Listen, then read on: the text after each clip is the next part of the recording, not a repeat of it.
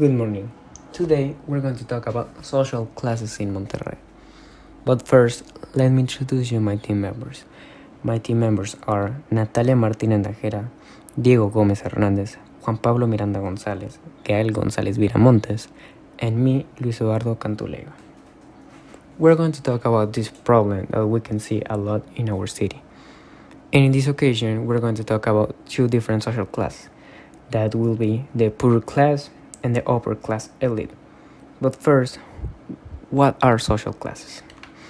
Social classes is a group of people within a society who possess the same socioeconomic status, besides being important in social theory. The concept of class as a collection of individuals sharing similar economic circumstances. We can see so much different social classes here in Monterrey. We can see the poor class, the working class, lower middle class, upper middle class, and upper class elite. And also, a fact about Mexico is that in Mexico, the 61% of the population identifies themselves as a middle class, but only the 12% they are really middle class. In Mexico, each middle class person should receive between 5,000 and 14,000 pesos per month to consider themselves as middle class. And this happens because of the confusion that exists here in Mexico about social classes.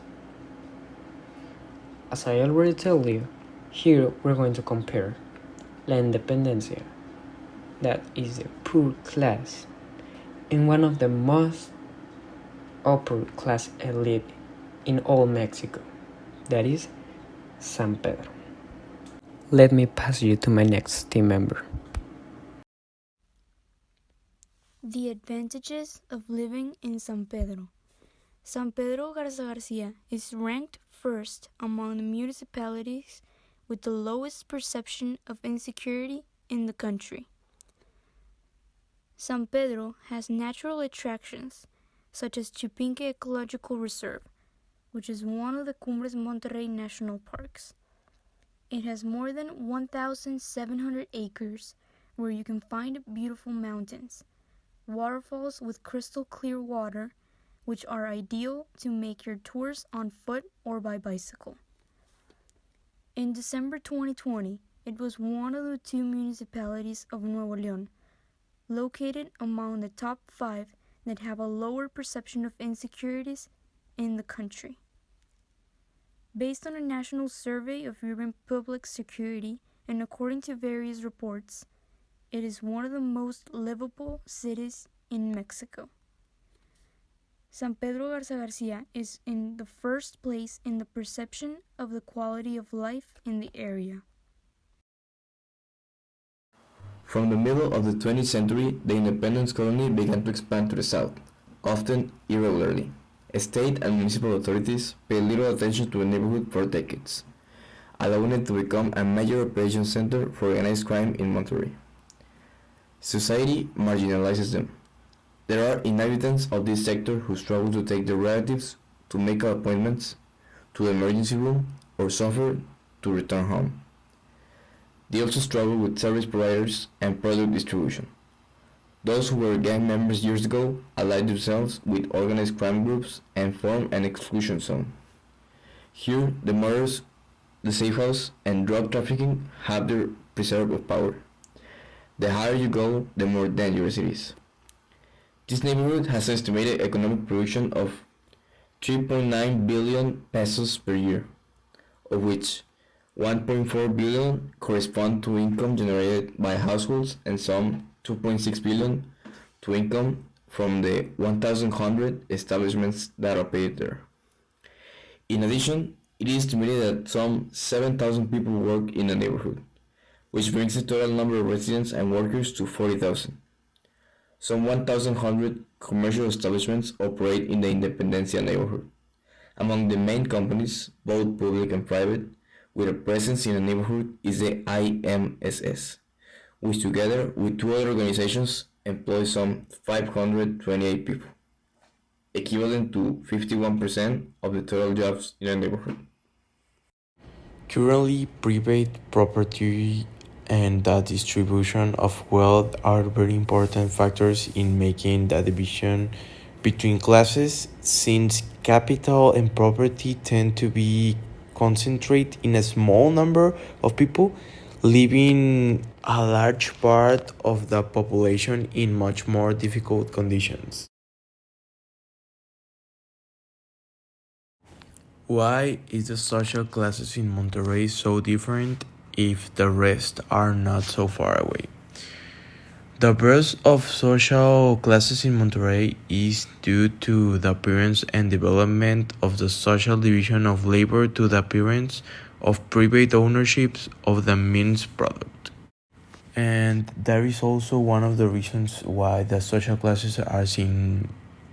Each social class is characterized by being made up of a group of people with the same or similar possibility of accessing that goods of servings available in the market. The property is an important source of granting privilege and status, but is not the only criterion in determining the division between classes.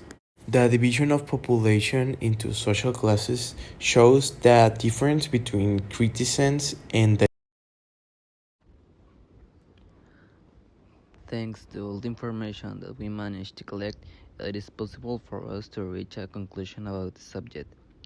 So that within the different social classes, we can find that the quality of life is different, thanks to the different employment opportunities that can be presented in people's lives. This also goes hand in hand with the studies that each person went through. Since in the most cases people who do not have a stable quality of life, it is because they need not carry out their studies, and it was not precisely because they did not want to, but first because the parents did not have enough money to enable them to study. This is a problem that is very difficult to end, since it is something that has had to be dealt with for many years. However, as a solution could be to support these people who we see that they need it. Other important aspects in the social classes is the issue of insecurity and problems that exist in each of them. For example, in areas like San Pedro, there are not as many problems as potholes or greater insecurity. Instead, an example could be Independence, in which the streets are not very good quality and insecurity is very high. For this one could count as a solution to increase security in these areas, support people who really need it, and who are going to give a good use to the support given to them.